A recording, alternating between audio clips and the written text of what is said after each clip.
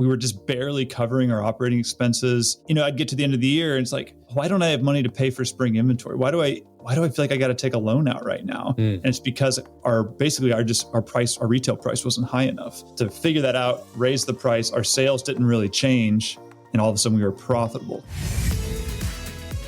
Welcome to another Upflip episode. I'm Alex Freeman, and on the show today, we have Aaron Powell, who built Bunch Bikes from an idea into a nearly $2.7 million bike-making business that was featured on Shark Tank. Aaron has created an impressive company, and he caught the shark's attention. He's actually the first person to ever get a shark to approach him after the show because they wanted in on a deal from a show they weren't a judge on. Today, he's going to share his strategies for getting on Shark Tank, preparing his presentation, negotiating with sharks, and what goes on behind the scenes after making a deal. If you want to learn how to send your business into hyperdrive, this is the Upflip episode for you. To get things started first, Aaron, welcome to the show. Yeah, thanks for having me. Can you just lay out for our listeners when you started Bunch Bikes and what made you decide to start the company? Sure, yeah. The idea for Bunch Bikes I got in 2016. We were actually, my wife and my daughter, we were traveling in Sweden, and I'd always been into bikes, and it was becoming harder to live this bike lifestyle with a child.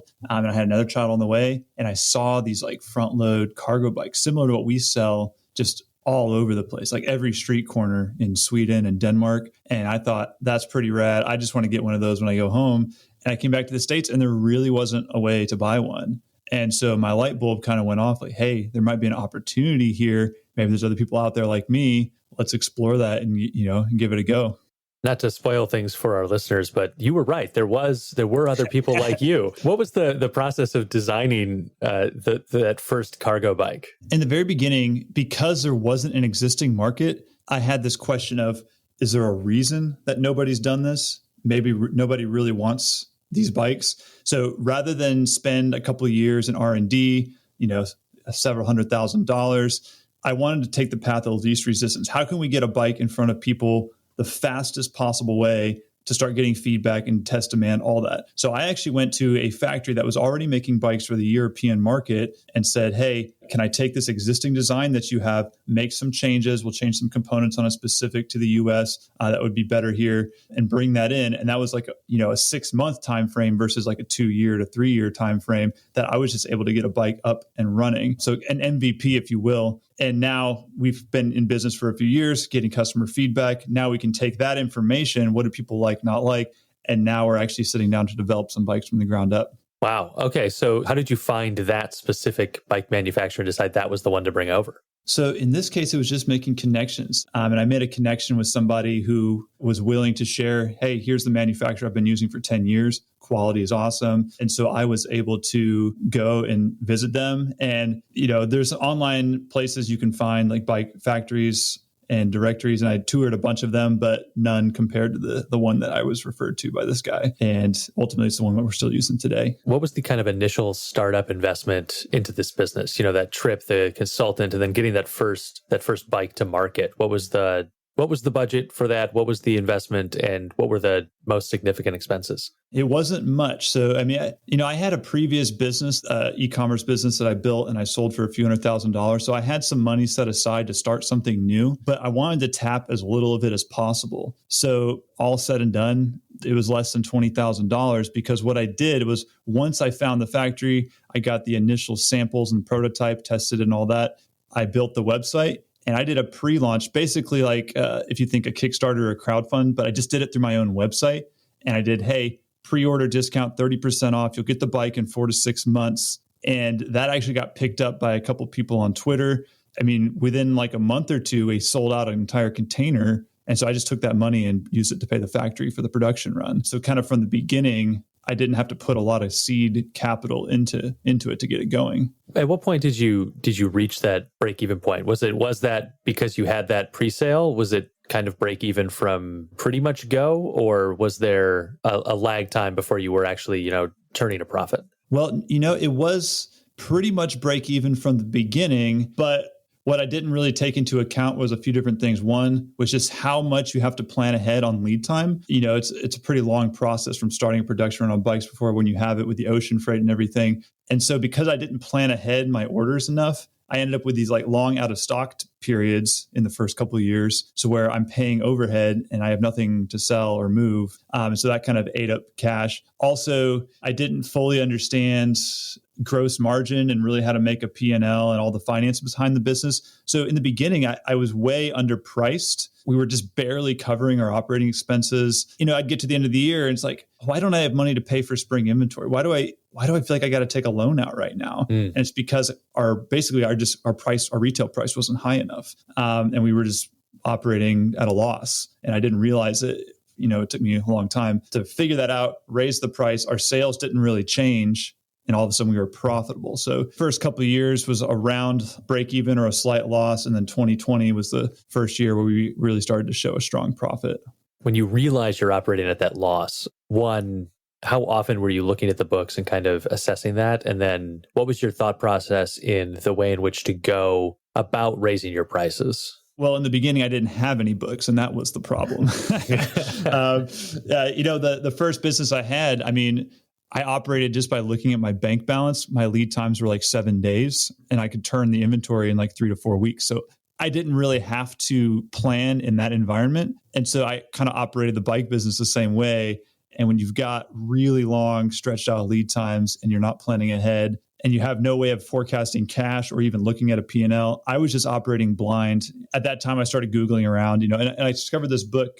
There's 2 books, actually. One was Profit First, and one was Simple Numbers by Greg Crabtree. And Simple Numbers really, well, it's exactly what it sounds. It's simple financial information for business owners. And for a dummy like me who didn't know anything about it, it was like, oh, okay, like this is what my gross margin should be to cover my employees. And this is what I should have after all said and done. That makes sense. Well, looking at his formula, I have like negative $50,000 a year to spend on employees. Well, that obviously doesn't work. So I think I just need to raise the price of the bikes until I have enough to pay my employees and have a net income. And that's what I just basically just raised it to that formula.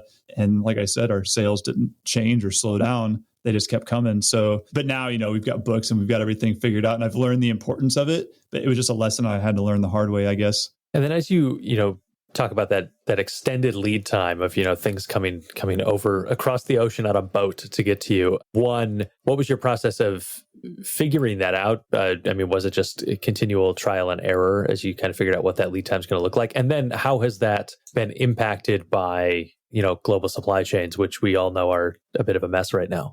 Yeah, it was total trial and error. The factory you would place an order, they'd give you an estimate like, hey, it's going to be ready in 45 to 60 days. So you have some sort of expectation, but I'd never shipped a container across the ocean. I didn't really know. And then there's all the random things that can happen. Like we'd get a container, customs, they want to inspect it. They're going to unload the whole thing. Yeah, it's going to be another 3 to 4 weeks before you get it. And you got customers waiting for their orders. And it's like, oh, shoot, this is okay. Got to plan that extra month in there just in case now. But yeah, with COVID, whatever game plan I'd kind of developed before 2020, threw it out all out the window because everything changed in 2020. Our lead times very, very quickly ballooned from 3 months to like 12 months. And on some of the components that go into the bike, like the brakes we were using had a 3-year lead time.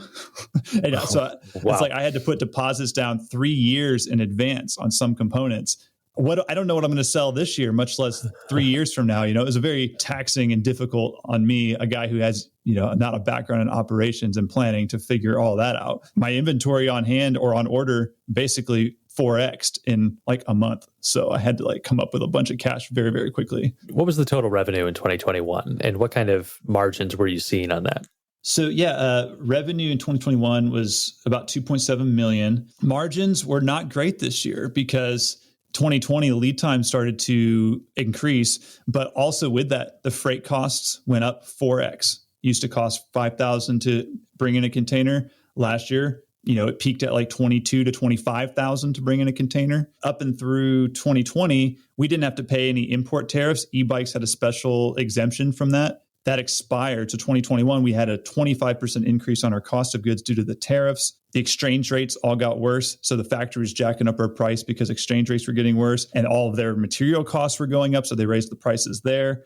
Labor costs went up, the Great Resignation. It was harder to find entry-level workers. And we had basically to keep our existing staff, we had to raise prices up because they were giving, extra offers and stuff externally. So pretty much every cost you can imagine in the business went up. And, maybe I was trying to absorb as much as I could to keep our prices where I thought they should be. And so our margins kind of deteriorated throughout the year. And eventually I caved and raised the price. And that caused its own problems because we crossed a threshold where some people weren't willing or able to pay that higher price. And so then our sales slowed down. And it was a very, very difficult year last year operationally. Yeah. I mean, even one of those factors going up 25% would be impactful, but to hear just the kind of the laundry list of different spots where you were getting squeezed there. You mentioned the threshold of price. What is that price threshold? How did you arrive at seeing that as a price threshold, or is it just, experience has shown you that has been a price threshold?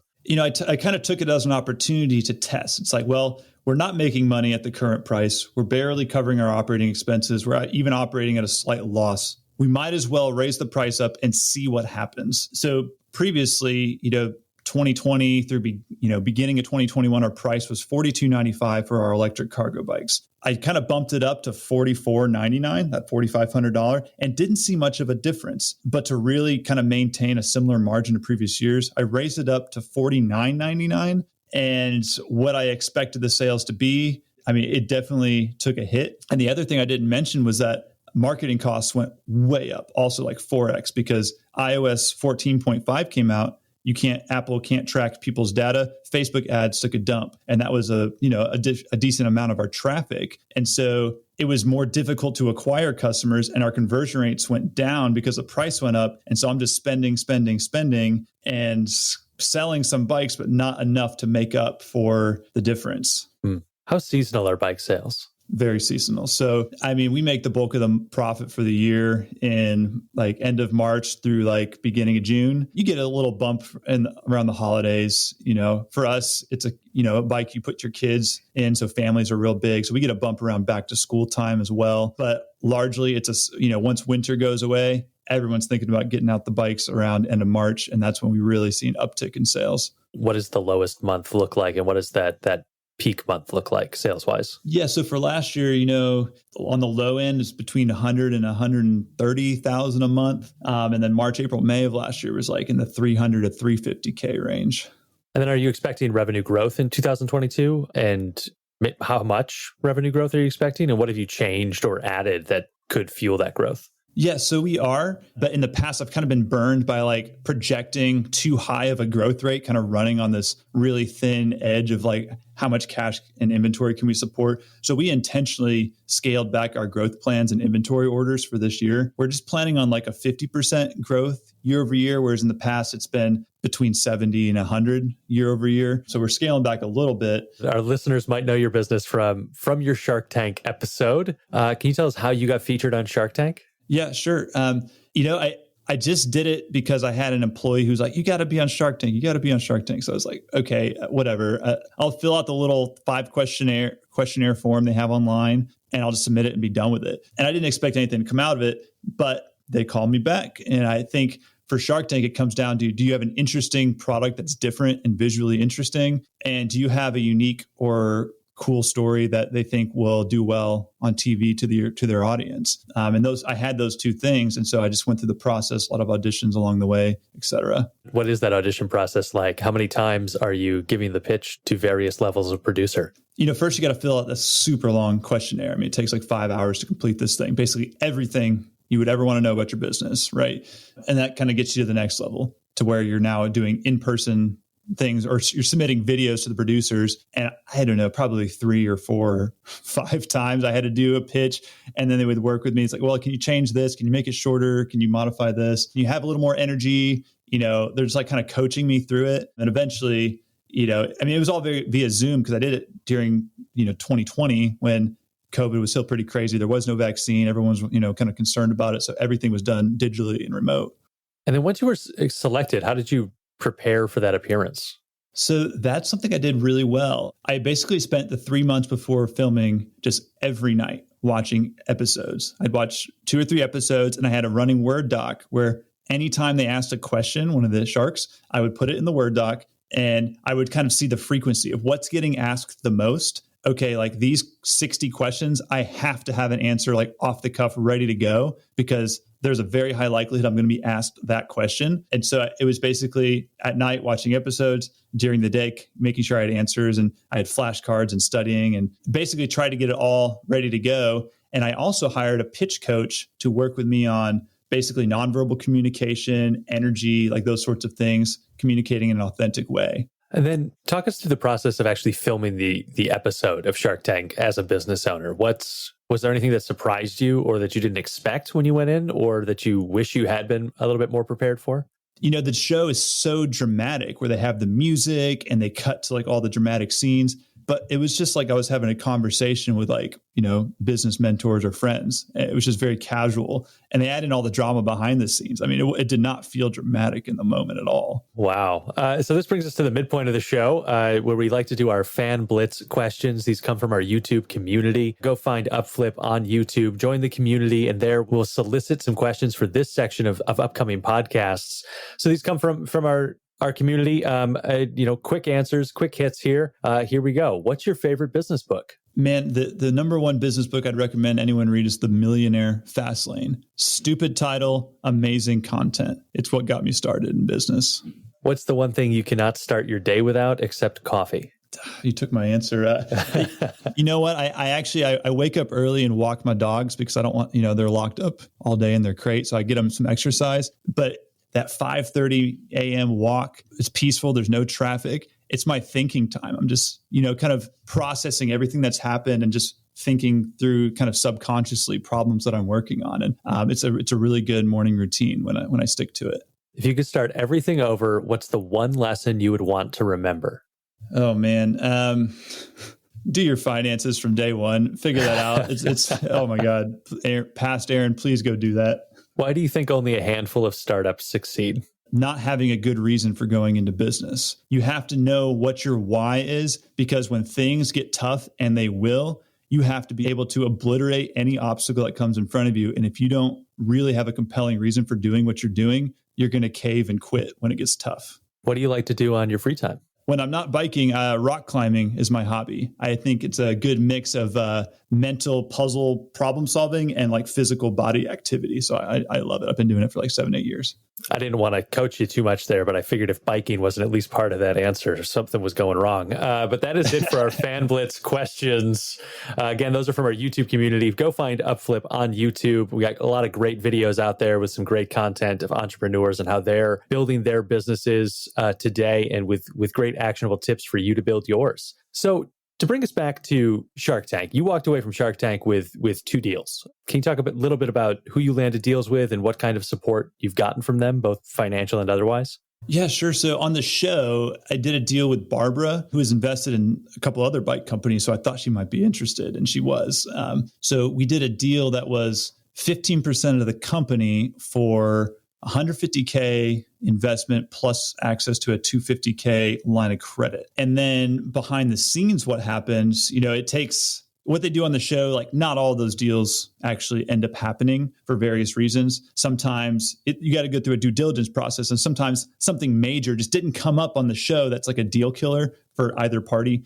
But 6 months later, we finished due diligence. And actually, I guess Robert Herjavec, who was not on my panel, has twin kids, is way into biking, and he was just interested in the deal. He actually split it up with Barbara 50-50. They asked me, hey, would you be okay with Robert came into the deal? And I was like, heck yeah, 2 sharks, let's do it. And so then we, closed the deal. It was the same deal, just split half and half between the 2 of them. And then how has working with Barbara and Robert prompted you to make any changes to your processes or SOPs? What I like most about working with Barbara is that she cuts to the heart of the matter in a very dispassionate, intellectual way. So where you can just talk to her in a conversation and she just knows what the problem is. And you know what? Maybe I know what the problem is too, but I'm too emotionally connected to the business to like really allow myself to see it. So she just strips all that away and says, no, Aaron, your problem is this. And there was a conversation in, I think it was May, where I was really excited about this new opportunity. We had this like commercial partnership we were working on. And she's like, Aaron, of all the things that you've just talked about, that scares the crap out of me because it's so much different than your core business or whatever. And upon reflecting on it further, it's like, you know what? You're right. I'm going to put a lot of time and energy into this, and it might not amount to anything, and I might not make any money. It actually might kill what we're doing. And she also keyed in on, she was like, how many employees do you have? What are they doing? Tell me about each one of these guys. And listening to the way that I'm talking about them, she was able to pick up like, yeah, you probably need to get rid of like 2 or 3 of these people because you're bleeding cash. And I think you can get this done with less people. And I mean, literally, I took that advice to heart. And like 3 days later, I let a couple people off because we were just preparing for growth that didn't quite materialize like I had expected. And so she just having that like that third party person who is interested from a financial success standpoint, but not emotionally connected to the business is key. And then other than the funding, did you find any other business benefits to going on Shark Tank? Of course, there's the marketing exposure element. I mean, that's a huge part of it. You know, would I have done a similar deal if I didn't have the show element to it? Probably not. I had actually better offers from investors behind the scenes, but just having access to, hey, you're going to be on TV and there's going to be 5 million people that watch you. I mean, that's pretty huge. And so a lot of opportunities and side benefits came out of that. And, you know, even a year later, they did an update segment. Hey, where's Bunch Bikes now? And so that's another episode that we're getting exposure to, and, you know, another 5 million people. And so like those are the things that are going to continue to deliver us benefits ongoing, as well as having access to the sharks who, you know, they can open doors. I need to get a contact somewhere. They're going to answer an email or a phone call from Barbara or Robert on my behalf, and then it gets my foot in the door wherever I want it. How much interaction do you still have with Robert and Barbara?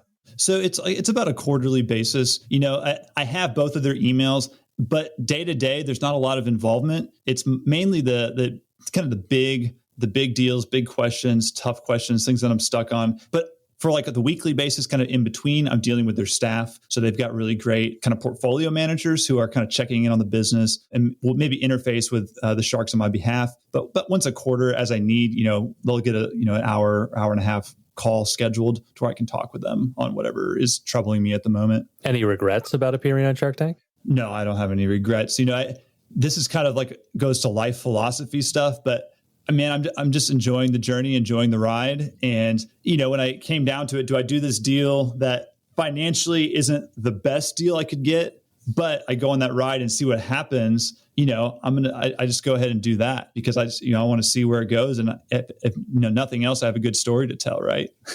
Anything you might do differently if you went on the show today? I don't know. Maybe there's some questions, you know, that I would have answered a little bit differently, but I think when it comes down to it, they have to make drama for it to be interesting and good TV. So there are questions that they kind of all jumped in on that I've watched previous episodes where an answer that I gave that somebody else gave a very similar answer to was a non-issue, but they kind of chose they chose to pick on that scab because, hey, we got to create some drama so that when there's a happy ending here, you know, it makes it all that more fulfilling. So I don't think it matters how much I prepare. There's always going to be like those questions or weaknesses about the business that they're just going to pick on. So I don't think I would have done anything differently. No. And did the appearance cause you to make any changes to your marketing or advertising strategy? We added as seen on Shark Tank to a lot of stuff. So there's that, you know, able to kind of leverage that name association with that. We, you know, made sure we had content pages that were, you know, if somebody searches bike company on Shark Tank, you know, we make sure we have pages that'll, you know, you'll find those when you search those on Google. We run ads that's like, you know, bike on Shark Tank, those sorts of things, just so that anyone who happens to see it on TV, but maybe can't remember the brand name or whatever, they're able to, you know, eventually find their way to the site. And then what's your most productive strategy for bringing in new sales? There's a lot that we do. The most productive, I think, is going to be, honestly, it's just word of mouth. We've got a very cool, unique product that's super big and visible, and you can't use it without people noticing you. And this is actually one reason I even jumped all in on the business was when I got that first prototype and started riding around my city, like neighbors I've lived next to for 10 years, they were stopping me to talk about like, what is this thing that you're riding?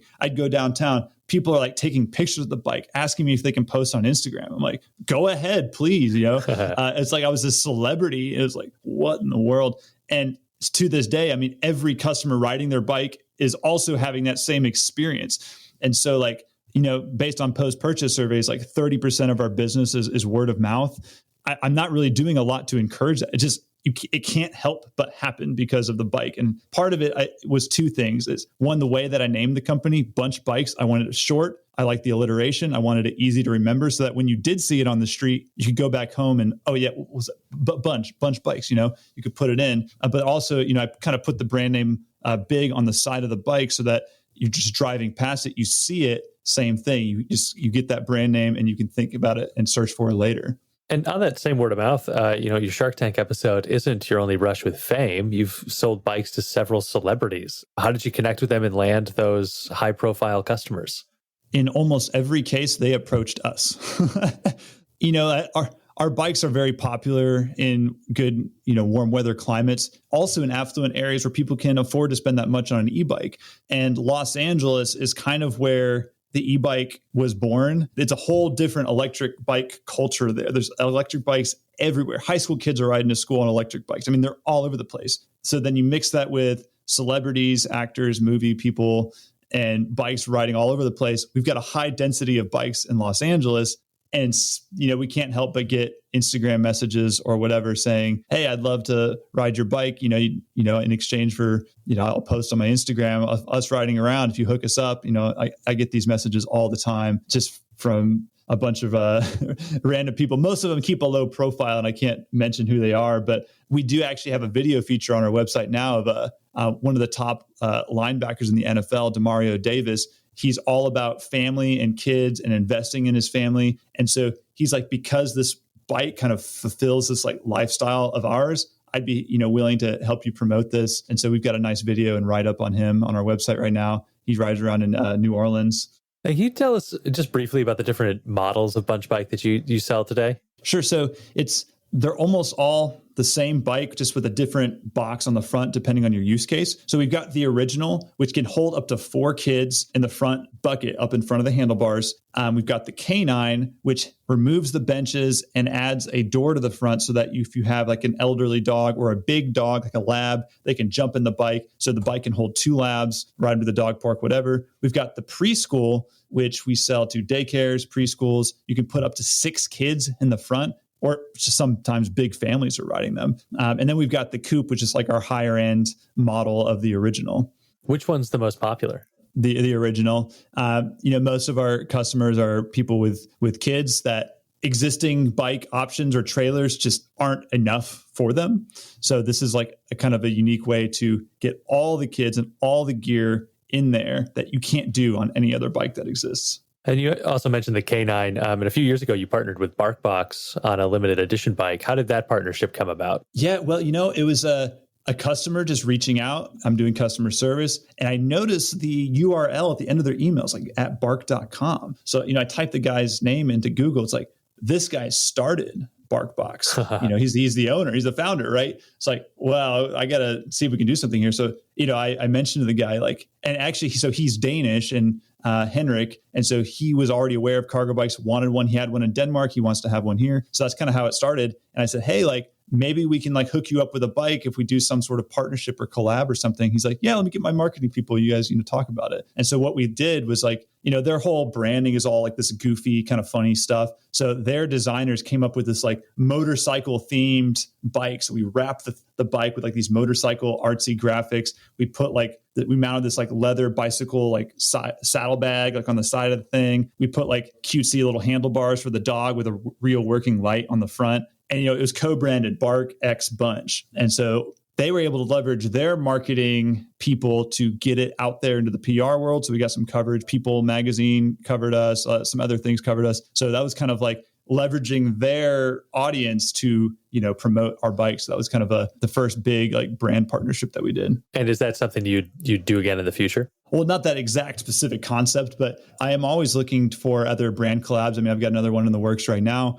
I think there's a lot of benefit to not having to just create your own audience, but leveraging the audiences of other brands and vice versa. Where are there interests that are overlapping and how can you guys do something together? Because 1 + 1 = 3, that kind of concept.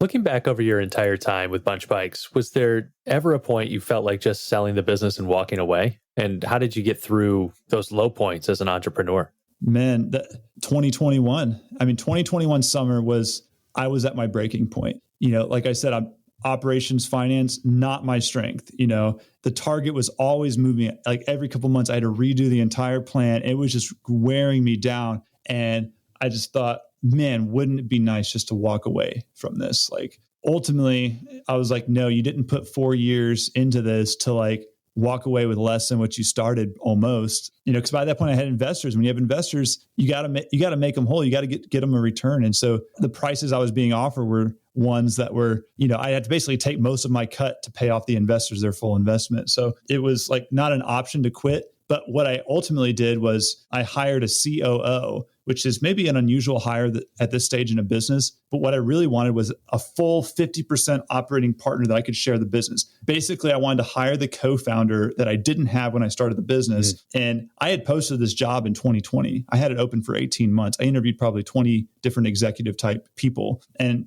eventually, kind of in that no man's land of when I'm really stressed out and burnt out, is when I finally found her through a mutual connection, and we just hit it off. And man, she came into the business and she has fully taken over all of that stuff off of my plate. And now I get to do what I'm doing right now, talking to you, marketing, talking about the bikes, product ideas, like all the things that give me energy and excitement. I am now spending my time doing that versus like opening up the spreadsheets and like, oh, here's 8 hours of spreadsheet work. Like, oh, kill me. I hate it. But now she's doing all that and I can just do what I love. And so I have energy to keep going indefinitely now, I guess.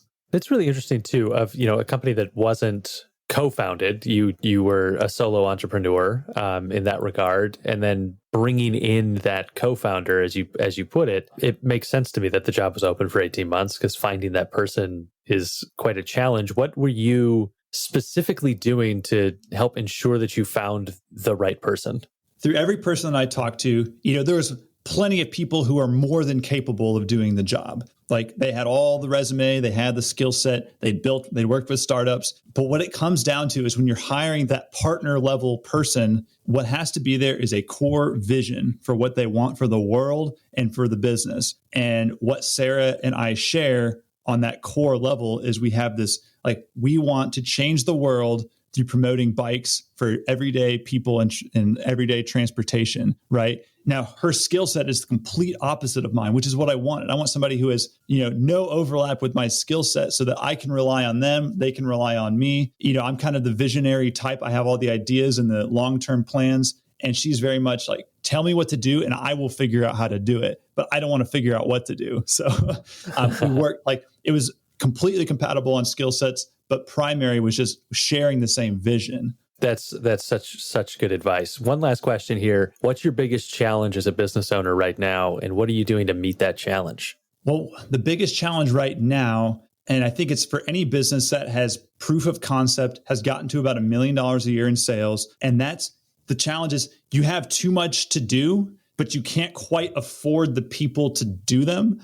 And so you're trying to plug the gaps as you can. So it's hiring the people as efficiently as we can to get to this point where, okay, we've got an operating person on every segment of the business. So it's like we need a product developer, we need a marketer, we need all these things, but we can only afford one of them right now. And so trying to keep all the plates spinning when you can't quite afford to hire the people. And so it's just prioritizing on long-term objectives. Like, what do we need to be doing now so that 3 years from now we're set up? And, right now it's like, well, we needed to, keep product development going. It takes like 3 years to bring a bike to market in the supply chain environment. We need a product person now so that in 2025, we have something innovative and new and different that keeps us relevant. And the marketing thing, well, I'll keep doing it and we'll eventually be able to afford to get that person, maybe next year. Awesome. That's going to do it for this week's episode of the Upflip podcast. I'm Alex Freeman. We were joined by Aaron Powell of Bunch Bikes, $2.7 million bike making business that you may have seen on Shark Tank. Make sure you go check out Upflip on YouTube and check out the Upflip blog, upflip.com/blog. Aaron, thank you so much for joining us. Thanks for having me, Alex. Have a great week.